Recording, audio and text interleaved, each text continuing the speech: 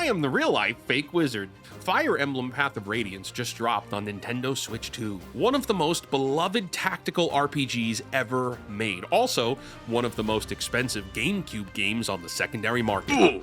$215 for a complete copy, $400 or more if it's sealed. A game that's been legally unavailable for 20 years.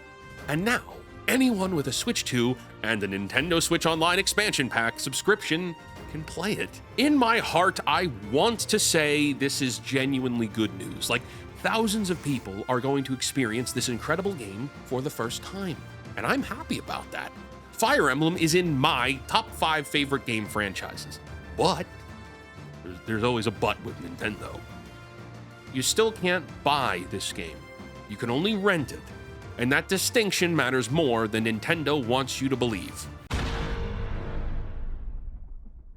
Today's indie game shoutout is Dark Deity 2. Varroa is a peaceful continent on the brink of war as the Asvarelian Empire seeks to expand at your homeland's expense.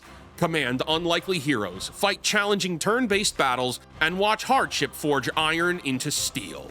To learn more about this game and hundreds of other indie games, visit our indie game discovery platform, fakeportal.com, or scan the QR code on your screen.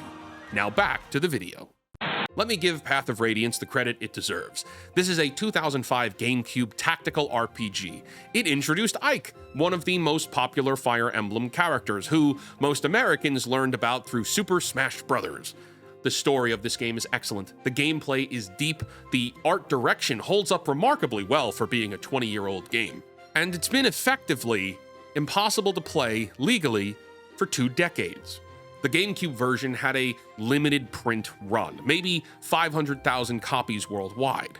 As Fire Emblem's popularity exploded thanks to Super Smash Bros., thanks to Awakening, thanks to Three Houses, demand for Path of Radiance far exceeded supply, leading to exponential prices to acquire the physical game. So yes, the NSO release is good news for players. You can now experience this game for $50 a year instead of $200 plus to a scalper. That's a meaningful improvement in accessibility. But let's talk about how Nintendo structured this accessibility. You cannot buy Fire Emblem Path of Radiance on the Switch 2. It's not available as a standalone purchase on the eShop. You can't pay $20 or $30 or even $60 to own a digital copy. The only way to access this game is through a Nintendo Switch Online expansion pack subscription. And that subscription costs $50 a year.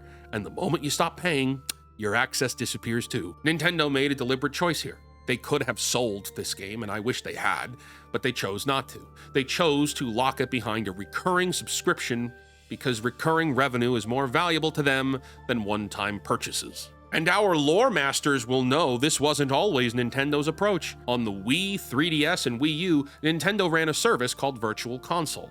You can buy plenty of previous console-made games individually. $5 for an NES game, $8 for SNES, $10 for N64, and when you bought them, you owned them. They were downloaded to your system. You could play them whenever you wanted, subscription or not. Virtual Console wasn't perfect. The library had lots of gaps. Purchases didn't transfer between systems as smoothly as they should have, but the fundamental model was pro-consumer.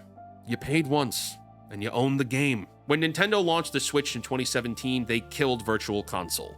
They replaced it with Nintendo Switch Online, a subscription service that bundles retro games with online play. Path of Radiance has been expensive on the secondary market for over a decade. Nintendo knew this. I mean, everyone knew it, come on. The game regularly appeared on most expensive GameCube game lists. It was famous for being unaffordable. Nintendo could have fixed this at any point. A $20 digital release on a Wii U Virtual Console would have satisfied demand and undercut scalpers. Perhaps a HD remaster like they did with Paper Mario: The Thousand-Year Door. It would have been a guaranteed hit, especially at a time where, on the back of Fire Emblem Three Houses, the Fire Emblem brand has never been stronger. But they didn't do any of that. Instead, they let the scarcity build. They let the prices climb. They let scalpers profit for 20 years, while fans who discovered Fire Emblem through Smash Bros. Or Three Houses had no legal way to experience the game Ike came from. And now, only now, they've made it available. Not as a purchase, as a subscription perk to drive expansion pack signups for Switch 2. Nintendo isn't solving the scarcity problem, they're monetizing it. The secondary market prices aren't going to crash, by the way. History shows that NSO editions don't significantly impact collector prices. Super Mario 64 was added to NSO in 2021. Complete copies went from $20 to $30 to over $100 since then. A Link to the Past? Same pattern. NSO increases awareness and nostalgia, which drive collector demands, while supply stays fixed. So scalpers keep their profits, Nintendo gets subscription revenue, and players still can't own the game. Everyone wins, except the players. Again. So what does this mean for game preservation? Well, there's a narrative that Nintendo is doing fans a favor by adding classic games to the NSO. At least they're making these games available. At least there's a legal way to play the games.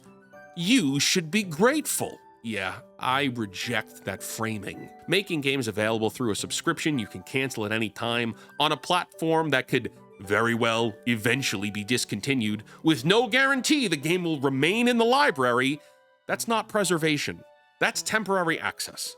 Preservation means the game continues to exist and remains playable regardless of corporate decisions. Preservation means if Nintendo decides to remove Path of Radiance from NSO next year, which they absolutely could do, the game is still accessible. Under the current model, if Nintendo pulls the game, your legal options are pay $215 to a scalper for a physical copy, or sail the high seas, yar. That's not preservation. That's hostage taking. Nintendo aggressively pursues legal action against ROM sites and emulation projects, the very communities doing actual preservation work. They sued Yuzu out of existence, and they've sent cease and desist letters to fan projects for decades, and that's not going away anytime soon. And what do they offer as an alternative? A subscription service where you rent games you can never own on hardware that will eventually be obsolete with no guarantee of continued access. Nintendo wants control over gaming history. They want to be the sole gatekeeper determining which classic games you can play, when you can play them, and how much you pay for the privilege. Let's do some quick math. You subscribe to NSO Expansion Pack for $50 a year. Over 5 years, that's $250. Over 10 years, $500. Assuming NSO remains in its current state and sticks around for 10 years and doesn't have a price increase in that time, which it very likely will. For $500, you own nothing. The moment you stop paying, every classic game in the library disappears from your access. Every hour you spent with Path of Radiance, with Ocarina of Time, with Super Mario World, all of it locked behind a paywall you have to keep feeding.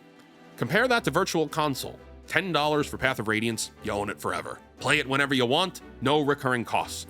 Even if they did like a limited release at $70, you would be able to own a hypothetical cartridge. Nintendo moved from a model where customers own things to a model where customers pay indefinitely for access.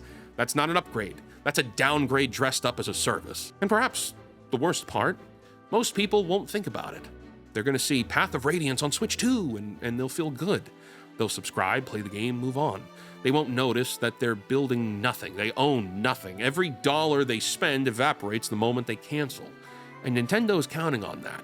They're counting on you not thinking too hard about the difference between access and ownership. They're counting on the excitement of new classic game available, overshadowing the reality of you renting your childhood. So what do you do with this information? Well, if you want to play Path of Radiance, the NSO subscription is currently the most affordable legal wink option. I'm not going to tell you not to subscribe if you genuinely want to experience this game, and it is absolutely a game worth experiencing. But, go in with your eyes open. Know that you're renting, not buying. Know that your access depends on Nintendo's continued willingness to offer this game. If preservation matters to you, consider what you're supporting. Every NSO subscription validates Nintendo's choice to kill Virtual Console. Every sign-up tells them the subscription model works. If you want to actually own classic games, your options are limited. Physical copies if you could afford them. Other platforms that still sell retro games outright. Or the gray market that Nintendo is trying to sue out of existence, which ironically does more for preservation than Nintendo does. And regardless of what you choose, remember this the next time Nintendo announces another classic game coming to NSO. Remember that they're not doing you a favor. They're not preserving gaming history. They're extracting recurring revenue from your nostalgia while ensuring you never own anything. Fire Emblem Path of Radiance is a wonderful game. I hope everyone who plays it through NSO or elsewhere has a fantastic time and a fantastic experience. I hope it creates new fans of the series. I hope people finally understand why Ike matters, but I'm not going to pretend this is a win for consumers. Nintendo could and should have sold this game. They're choosing not to. They could support preservation, but they actively fight against it. They could offer ownership, and they offer subscriptions. Nintendo is slick like a fox. They know exactly what they're doing, and what they're doing is building a future where you pay forever and you own nothing. Until next time, create, innovate, inspire, and for the love of God, cancel Disney Plus. And maybe don't get an NSO subscription. Don't buy a Switch 2. We covered that like in the middle of last year. Don't get a Switch 2. I don't have one. That new Fire Emblem game coming out looks incredible. It's breaking my heart. I won't have the console to play the game. Yarg.